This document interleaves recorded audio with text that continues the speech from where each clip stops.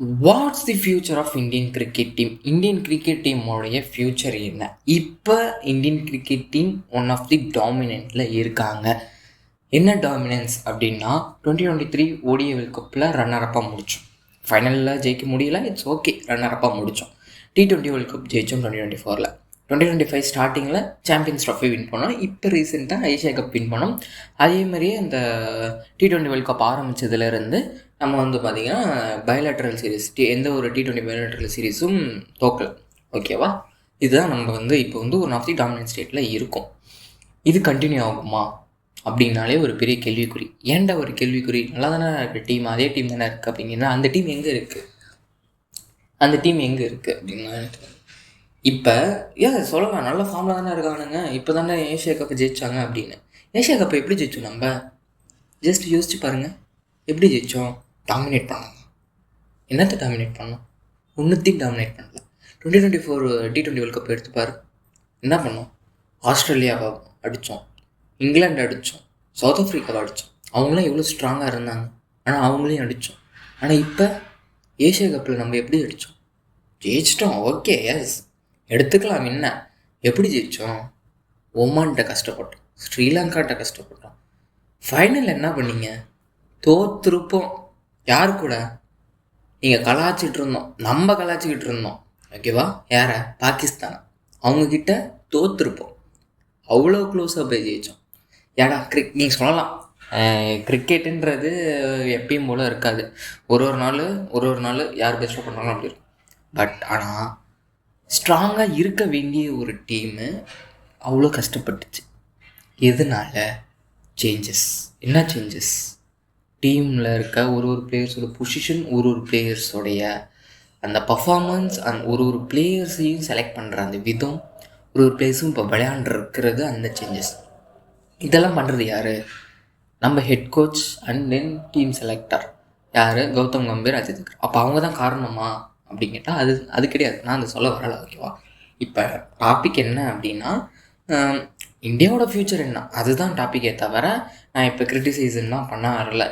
ஏன் ஹர்ஷித் ராணா விளையாட வச்சுட்ருக்கீங்க back to bag, ஏன் சுமன் கில்லை கேப்டனாக போட்டிருக்கீங்க, இப்போ ஆல்தி ஃபார்மெட்டில் போட்டு அவர் ஓப்பனிங் கொண்டு வந்திருக்கீங்க, ஏன் எஸ்எஸ்வி ஜெய்ஸ்வாலுக்கு T20 வாய்ப்பு கொடுக்க மாட்டீங்க, ஏன் ருத்ராஜித்தோட ஸ்கால் எடுக்க மாட்டீங்க.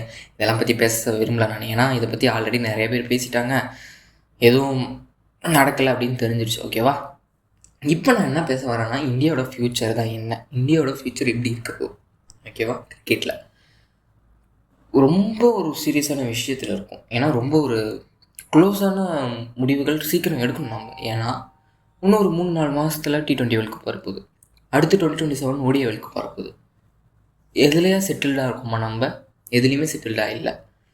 நீங்கள் சொல்லலாம் ஒரே ஒரு விஷயத்தில் செட்டில்டாக இருக்கும் அப்படின்னா, எனக்கு தெரிஞ்சு இந்த T20 வேர்ல்ட் கப்பை கேப்டன் பண்ண போகிறது சூரியகுமார் யாதவ். அது ஒன்று தான் எனக்கு தெரிஞ்சு செட்டில்டாக இருக்குதுன்னு நான் நினைக்கிறேன். அண்ட் தென் என்ன, அபிஷேக் சர்மா ஒரு ஓப்பனர். ஓகேவா? இப்போ நம்ம 2024 சக்ஸஸ்ஃபுல்லாக ஜெயித்தோம், 2023 ஃபைனல் வரைக்கும் வந்தோம், 2025 சாம்பியன்ஸ் ட்ராஃபி வின் பண்ணோம். அதுக்கு எல்லாத்துக்குமே ஒரு என்ன காரணம் அப்படின்னா, டீம் பார்த்திங்கன்னா அந்த ஒரு ரன், ஒரு 1 இயராக இருக்கட்டும், ஒரு 2 இயர்ஸாக இருக்கட்டும், ரன்னில் டீம் செட்டில்டாக இருந்துச்சு. ரோஹித் சர்மா தான் கேப்டன், ஓப்பனிங் ரோஹித் சர்மா ஆட போகிறாரு, அதிரடியாக தான் ஆட போகிறாரு. நம்பர் 3 விராட் கோலி வர போகிறாரு. அந்த T20 வேர்ல்ட் கப்பில் ரோஹித் சர்மாவும் விராட் கோலியும் ஓப்பன் பண்ணாங்க.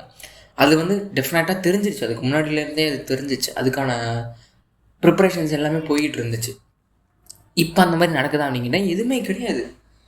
இப்போ அந்த T20 வேர்ல்ட் கப் முடிஞ்சதுக்கப்புறம் டாமினேட் பண்ணுவேன். அப்போ நம்மளுடைய ஓப்பனர்ஸ் யாருன்னா அபிஷேக் சர்மான், சஞ்சு சாம்சன் எவ்வளோ சூப்பர் ஓப்பன் பண்ணாங்க. இப்போ அதெல்லாம் ஒரு ஓப்பனர் கிடையாது, சஞ்சு சாம்சன் கிடையாது. இப்போ அவரோட பொசிஷன் அது தெரியல. ஒரு மேட்ச் 5 போ, ஒரு மேட்ச் 6 போ, ஒரு மேட்ச் நீ இறங்கவே இறங்காது. ஓகேவா? அப்போ யார் அந்த ஓப்பனரு? சுமன் கில். என்ன பண்ணார் சுமன் கில்? சூப்பராக விளையாண்டாருங்க, பாராட்டுங்க. ஓகேவா? சூப்பராக விளையாண்டார். வைஸ் கேப்டன் கொடுத்துடலாம். ஓகேவா? Number 3 number 4 Tilak Varma, Suryakumar. So okay, ஒரு மேட்ச் அவங்க 2 பேரும் மாறி ஃப்ளோட்டர் பண்ணலாம், அது பிரச்சனை கிடையாது. ஓகேவா? ஆனால் ஒரு சில மேட்ச் அவங்கள தூக்கி 5ல் போடுறது, ஒரு சில மேட்ச் இறங்காமல் எங்கேயோ போய் 10ஆவதில் இறங்குறது, இதெல்லாம் எதுக்குங்கிற. ஓகேவா? நீ இன்னும் 5 வருஷம் இருக்கா அவனுக்கு வேர்ல்ட் கப்புக்கு. நீ ஒன்றா இப்போ ட்ரையல் பண்ணிட்டுருக்க. இதோ வந்துருச்சு. ஒன்று என்ன, இந்த ஆஸ்திரேலியா சீரீஸ் முடிஞ்சோடனே சவுத் ஆஃப்ரிக்கா, நியூசிலாந்து, அதுக்கப்புறம் உனக்கு வேர்ல்ட் கப்பு. ஐபிஎல் கூட கிடையாது நீ உன்னோட ஃபார்மஸில் டெஸ்ட் பண்ணுறதுக்கு. என்ன பண்ண போகிறீங்க? பவுலர் பவுலிங்க்கு வருவோம். ஒரு கிளியரான பவுலர் இருக்கா? இப்போதைக்கு ஸ்ட்ராங் வந்து பார்த்திங்கன்னா ஸ்பின் அட்டாக் தான் நம்மளோட ஸ்ட்ரென்த்து. ஓகே, ஸ்பின்னர்ஸ் வச்சுருக்க, நிறையா ஸ்பின்னர்ஸ் வச்சுருக்கேன், நீ செலக்ட் பண்ணிக்கலாம். வருண் சக்கரவர்த்தியும் குல்தீப் யாதவையும் இப்போ மெயினாக நீ வச்சுருக்க. ஓகே, இன்னொரு பார்ட் டைமாக வந்து அக்ஷர் பட்டேல் வச்சுருக்க. ஓகேவா? உன்னோட ஃபாஸ்ட் பவுலிங் என்ன? 2 பேர் தான் எடுத்துகிட்டு போக போகிறேன்னு தெரிஞ்சிருச்சு. ஓகே, யார் யார் அந்த 2 பேர்? அது கன்ஃபார்ம் பண்ணியா? சரி, ஒன்று ஜஸ்பிரித் பும்ரா ஆடுவார்ப்பா. ஓகேவா? அவர் ஷோர்ட் ஆடுவார். பட் அவரே வந்து எல்லா மேட்சும் அவரால் கண்டினியூ பண்ண முடியாது. அவருக்கு நீங்கள் ரிஸ்க் கொடுத்து தான். அவருக்கு பேக்கப் யார்? அவருக்கு பேக்கப் கூட விட்டுரு, அது செகண்டரி. உன்னோட இன்னொரு ப்ரைமரி ஃபாஸ்ட் பவுலர் யார்? ஹர்ஷித் ராணாவா இல்லை ஹர்ஷிப் சிங்கா? ஹர்ஷிப் சிங்கா நீ விளையாட வச்சுட்ருக்கிய அவரை? என்ன பண்ணிகிட்டு இருக்கீங்க? இல்லை என்ன பண்ண போகிறீங்க ஆக்சுவலி வந்து?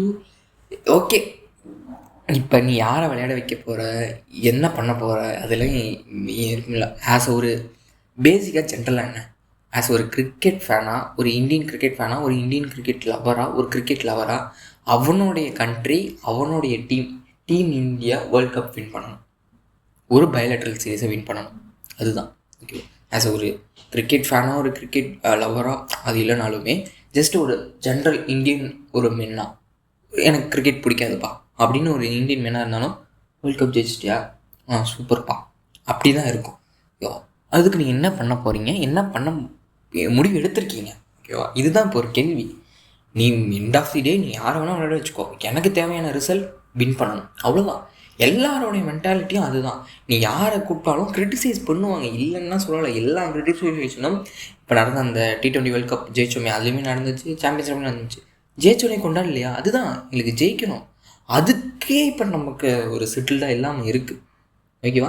சாம்பியன்ஸ் T20 வேர்ல்ட் கப் கூட ஒரு மாதிரி 50-50 கால்ஸில் இருந்தோம். பட் சாம்பியன்ஸ் ட்ராஃபி டெஃபினட்டாக எல்லாருக்குமே தெரிஞ்சிச்சு. ஸ்குவாடில் டிஸ்கஷன்ஸ் இருந்துச்சு, இவர் எடுத்துக்கலாம், அவர் எடுத்துக்கலாம், அவர் எடுத்துக்கலாம், இவர் எடுத்துக்கலான்னு. பட் டெஃபினட்டாக எல்லாருக்கும் தெரிஞ்சிருந்ததுன்னா ஜெயிச்சிரும் அப்படின்ட்டு. இந்த ஏஷியா கப்பும் அப்படி தான் ஜெயிச்சிருவோம். பட் ஆனால் இந்த அளவுக்குலாம் கஷ்டப்படுவோன்னு நான் எதிர்பார்க்கல. நீங்கள் எதிர்பார்த்தீங்களோ இல்லையோ, நானும் எதிர்பார்க்கவே இல்லை. அவ்வளோ கஷ்டப்பட்டோம் இந்த ஏஷியா கப் ஜெயிக்கிறதுக்கே. என்ன பண்ண முடிவு எடுத்திருக்காங்க அப்படின்ட்டு எனக்கு தெரியல, என்ன பண்ண போகிறாங்கன்னு தெரியல.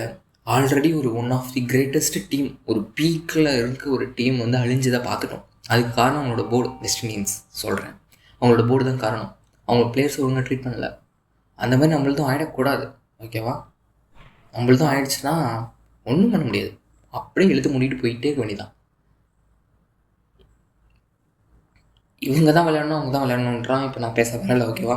என்னோட பாயிண்ட் ஆஃப் வியூ, என்ன பண்ண போகிறீங்க, எதுவாக இருந்தாலும் ஒரு கிளியர் ஷாட், ஒரு பிளான் உங்கள் மைண்டில் இருக்கணும். ஏன்னா உங்களுக்கே அது கிளியராக இல்லை. ஒரு மேட்ச் ஒரு ஆள் விளையாட வச்சுட்ருக்கீங்க. இப்போ டெஸ்ட் ட்ரைவ் பண்ணுறதுக்கு நேரம் இல்லை. ஒரு செட்டில்டு ஸ்குவாடே இல்லை. இங்கே இருக்கிற 10 மேட்ச்சில் ஒரு செட்டில்டு ஸ்குவாடை ரெடி பண்ணி நீங்கள் அடுத்த 2 சீரீஸ், சவுத் ஆஃப்ரிக்காவும் சரி, நியூசிலாண்டும் சரி, ஒரு செட்டில்டு ஸ்குவாடோட போய்ட்டு அந்த ஸ்குவாடோட விளையாண்டா மட்டும் தான் அந்த வின்னிங் மொமெண்டத்தோட நீங்கள் வேர்ல்ட் கப்பில் போக முடியும். அதில் டாப் 2 ஃபைட் பண்ண முடியும். ஓகேவா? நீங்கள் வின் பண்ணுறீங்களோ இல்லையோ, இப்போ இருக்கிற டாமினன்ஸில் நம்ம டாப்பில் இருக்கணும், ஃபைனல்ஸ்குள்ளே வரணும். வின் பண்ணுறமோ இல்லையோ, குவாலிஃபை ஆகணும், ஃபைனல்ஸ்குள்ளே வரணும். அதுதான் வந்தே ஆகணும். ஓகேவா? அதுதான் உங்களோட மைண்டில் இருக்கணும். நீங்கள் யாரை வேணால் செலக்ட் பண்ணுங்கள், பட் எல்லாத்தையும் ஒரு கிளியர் கட் மைண்டடோட உங்களுக்கு நீங்கள் வச்சுக்கோங்க. அதுதான் நான் சொல்லுவேன். கம்பீர் அண்ட் கோ. இந்த வீடியோ நீங்கள் எத்தனை பேர் ஃபுல்லாக பார்த்துருப்பீங்க எனக்கு தெரியல. பட் இந்த விஷயத்தை நான் ஒரு ஆதங்கமாக கொட்டணும்னு நான் வந்தேன், கொட்டிட்டேன். ஸோ இதே ஒரு ஃபீல் உங்களுக்கும் இருந்துருந்துச்சு அப்படின்னா நீங்கள் இந்த வீடியோ ஃபுல்லாக பார்த்துருப்பீங்க. சப்போஸ் இந்த வீடியோ ஃபுல்லாக பார்த்துருந்தீங்கன்னா உங்களோட கருத்துக்களை தெரிவிங்க. ஸோ உங்களுக்கு நீங்கள் என்ன நினைக்கிறீங்க, என்ன பண்ண போகிறோம் அப்படிங்கிறத பற்றின்றத கமெண்ட்டில் சொல்லுங்கள். ஓகே, பாய்.